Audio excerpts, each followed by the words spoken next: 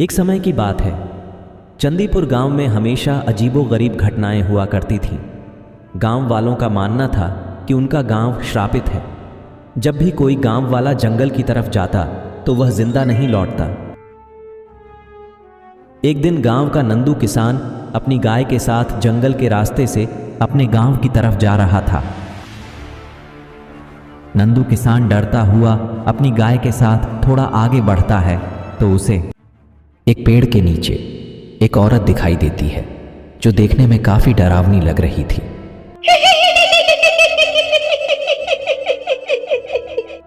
ओह, अच्छा, तो तुम आ ही गए।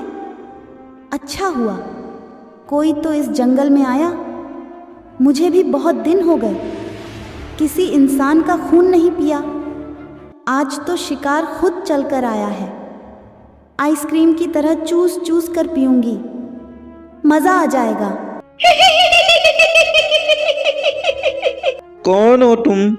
हमें जाने दो, हमें अपने गांव जाना है, हमें जाने दो तुम। यह सब सुनकर नंदू बहुत डर जाता है और वहां से भागने लगता है। भाग गौरी भाग, और तेज भाग गौरी, नहीं तो आज हम दोनों जिंदा नहीं बचेंगे। गौरी भाग, गौरी भाग। तभी वह घूंघट वाली औरत उसके सामने आ जाती है। वो औरत अपने लंबे लंबे नाखूनों से नंदू किसान को मार डालती है। उसके बाद उसकी गाय को भी।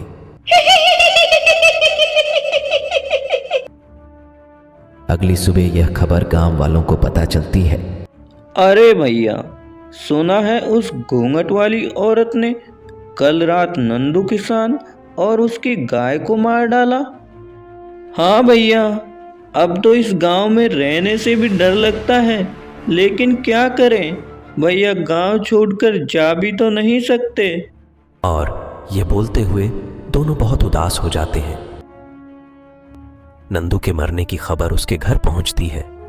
नंदू किसान का बेटा यह सुनकर जोर जोर से रोने लगता है।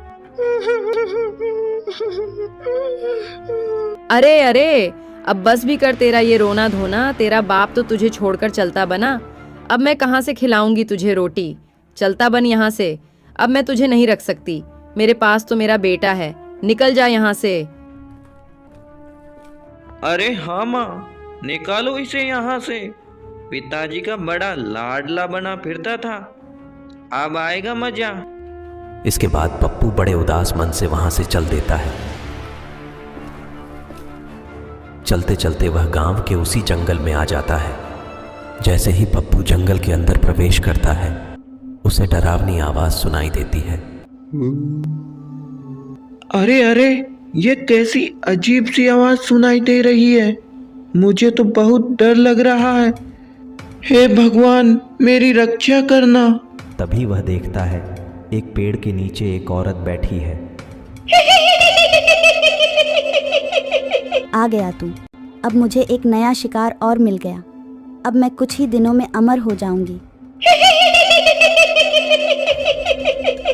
उसकी बात सुनकर पप्पू वहां से भागने लगता है।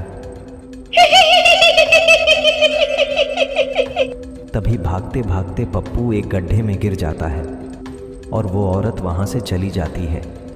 जैसे ही पप्पू उस गड्ढे में गिरता है, वो एक ऐसी जगह पहुंच जाता है जहां बहुत रोशनी होती है। वहां बहुत बड़े बड़े पेड़ होते हैं। वहीं पास में एक सुंदर नदी होती है। इन सब को देख पप्पू बहुत हैरान रह जाता है।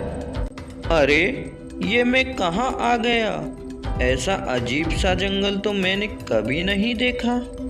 तभी वह थोड़ी दूर चलता है तो वह देखता है कि गांव के वो लोग जो मर गए थे वो एक पेड़ से बंधे थे और साथ में ही पप्पू के बाबा भी थे। पप्पू यह सब देखकर हैरान रह जाता है और अपने बाबा के पास में जाता है। अरे बाबा, आप जिंदा हैं? मुझे लगा मैंने अपने बाबा को खो दिया है, लेकिन आप तो यहाँ बंधे हुए हो। ये किसने बांधा आपको? पप्पू की इन बातों का उसके बाबा पर कोई असर नहीं होता। तभी वहां एक सन्यासी आते हैं। अरे बेटा, तुम मुझसे डरो मत, मैं तुम्हें कुछ भी नहीं करूंगा। इस जादुई जंगल में आसानी से कोई भी नहीं आ सकता है। अगर तुम यहां आए हो तो जरूर तुम में कोई खास बात होगी। लेकिन आप कौन हो और मेरे गांव के सारे लोग यहाँ कैसे आए? बेटा, मैं इस जंगल में कई वर्षों से तपस्या कर रहा था। तभी अचानक एक औरत जो कि एक चुड़ैल थी वो आ गई। कई वर्षों की तपस्या के बाद मुझे एक मंत्र मिला जिससे मैं सबसे शक्तिशाली हो सकता था और अमर भी। लेकिन इस बात की खबर उस चुड़ैल को लग गई और वह मुझे मारने यहां आ गई। मैं चुड़ैल हूँ। मुझे पता चल गया है कि तेरे पास वो जादुई मंत्र है, उसे मुझे दे दे। उस समय मैं चुड़ैल को वो जादुई मंत्र नहीं बताता तो वो मुझे मार दे, इसलिए मैंने उसे वह जादुई मंत्र बता दिया। अब उसे अमर होने के लिए इंसानों के खून की आवश्यकता थी, क्योंकि वह एक चुड़ैल थी। इंसानों का खून पीकर वह अमर हो सकती थी। तब से ही वह चुड़ैल अपना वेश बदलकर गांव में जाती है और इंसानों को मारकर उन्हें इस जंगल में ले आती है और उनका सारा खून पी जाती है। साधु की यह बात सुनकर पप्पू हैरान रह जाता है।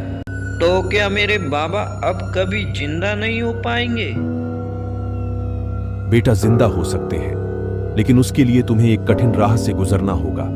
वो घूंघट वाली औरत ही चुड़ैल है। अब उसे अमर होने के लिए कुछ ही इंसानों के खून की आवश्यकता है। अगर वो अमर हो गई तो तुम्हारे पिताजी और गांव वाले कभी भी जिंदा नहीं हो सकते हैं। सिर्फ एक ही रास्ता है जो उस घूंघट वाली चुड़ैल को अमर होने से रोक सकता है। लेकिन राह बहुत कठिन है। मुझे वो राह तो बताइए। मैं बाबा और गांव वालों को फिर से जिंदा करना चाहता हूँ। बताएं मुझे, गांव वालों को जिंदा करने के लिए क्या करना होगा मुझे? तभी वो सन्यासी पप्पू को एक जल का लोटा देता है। पप्पू, इस पवित्र जल के लोटे को लेकर तुम्हें उस चुड़ैल के पास जाना होगा और जिस वृक्ष के नीचे वह अपने शिकार का इंतजार करती है, उस वृक्ष के ऊपर एक तोता निवास करता है। उस तोते में ही उस चुड़ैल की जान है। अगर तुम उस तोते के ऊपर इस पवित्र जल को छिड़क दोगे तो उस चुड़ैल का अंत निश्चित है। आप मुझ पर भरोसा कर सकते हैं। मैं अपने बाबा और गांव वालों को बचाने के लिए अपने प्राणों से भी खेल जाऊंगा। पप्पू, एक बात और है, जब तुम यह कलश लेकर जाओ तो बहुत सावधान रहना। यदि गलती से चुड़ैल ने इसे छू लिया तो इसकी सारी शक्तियां समाप्त हो जाएंगी। और हां, यह कार्य तुम्हें संध्या के समय ही करना होगा, क्योंकि रात होते ही वह तोता वहां से उड़ जाएगा। आपकी बताई गई सब बातों को मैं याद रखूंगा। अब आप मुझे आज्ञा दें। तभी वो सन्यासी पप्पू को एक जल का लोटा देता है। उसके बाद पप्पू उस जंगल में सूर्य अस्त से पहले पहुंच जाता है। मैं उस चुड़ैल को किस तरह से इस पेड़ के नीचे से हटाऊं? अगर मैं इसके सामने गया तो यह मेरे पीछे ही पड़ जाएगी। हे भगवान, मेरी मदद करो। तभी उसके सामने उसकी गाय गौरी आ जाती है। अरे गौरी, तुम आ गई।